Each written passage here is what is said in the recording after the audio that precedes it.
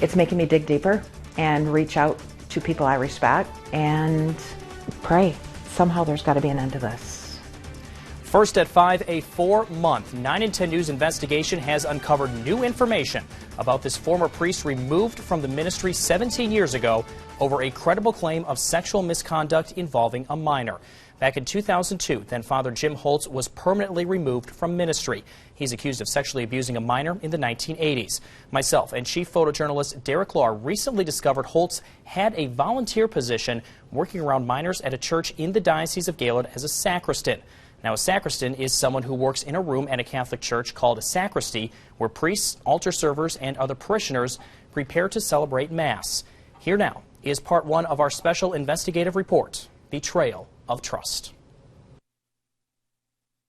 To fully understand this story, we have to go back to November, when 9 and 10 News first started reporting on priests credibly accused of sexual misconduct with minors in the Diocese of Gaylord. The Catholic Diocese of Gaylord released a list of every priest accused of sexual misconduct in its nearly 50-year history. And this comes amid a growing focus across the country on clergy sex abuse. This is the list of 10 priests the Diocese of Gaylord made public on their website. This priest, Father Jim Holtz, was pastor in Fife Lake and Kalkaska when he was removed from the ministry in 2002. He's accused of sexually abusing a minor in the 1980s.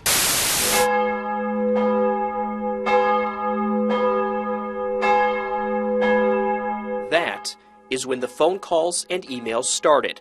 That name and this face strikingly familiar to people around Petoskey, including Joni Hessler.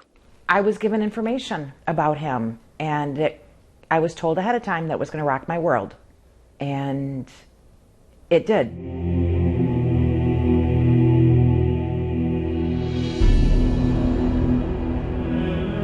Joni says her 3 sons were all altar servers here at St. Francis Xavier in Petoskey.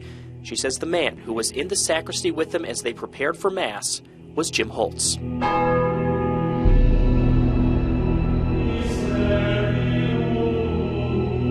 The man who just years earlier had been permanently removed from the ministry over a credible allegation of sexual misconduct against a minor. Were there times that your sons were alone in the sacristy with Jim Holtz? Absolutely. Absolutely. There's not always another adult. Joni told me her sons were with Holtz in the sacristy. At the same time, they lost their father.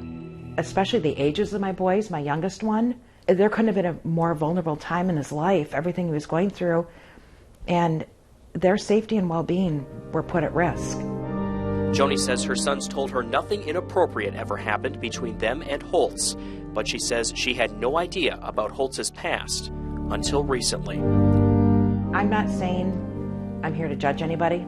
Somebody with a known background shouldn't be allowed around children.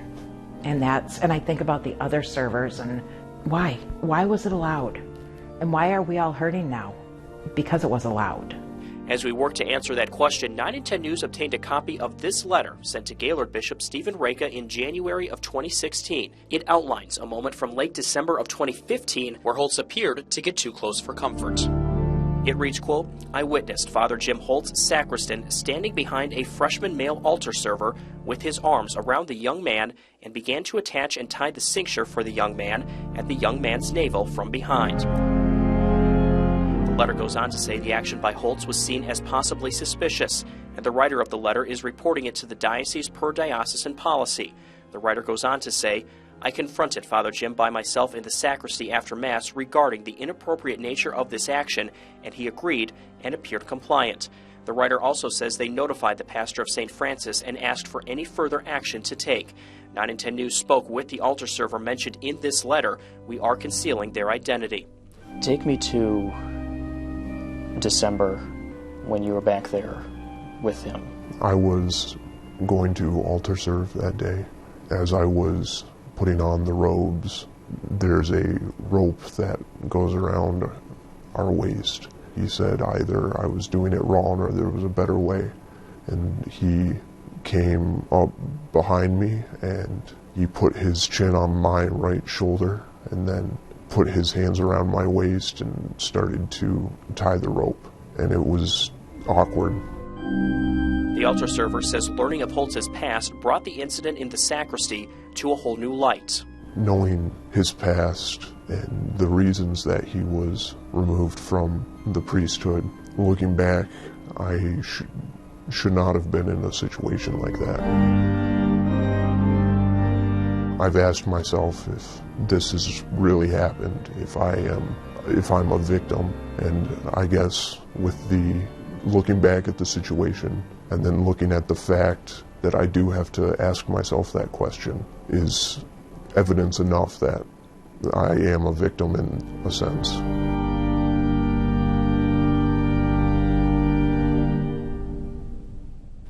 Bringing a lot of questions to the table. Yep, that is part one. We did work tirelessly to reach Holtz, including a Facebook message. We sent him a letter, knocked on his door, also called him. You will hear from him coming up tonight on 9 and 10 News at 6 in part 2 of our special report. You will also hear from Gaylord Bishop Stephen Reka. He had a couple of surprising things to say to me about how the diocese handled the situation, so stay tuned. Yeah, interesting to hear from him. And we do want to mention that online we've posted resources, and as if you are one of these people who's become a victim, how do we handle that? This information coming out at the same time that the Attorney General is looking into Catholic clergy sex abuse across the state. They're asking for any information to be reported to them. We have a link to do that on 9and10news.com. All right, looking forward to see part 2. Thank you, David.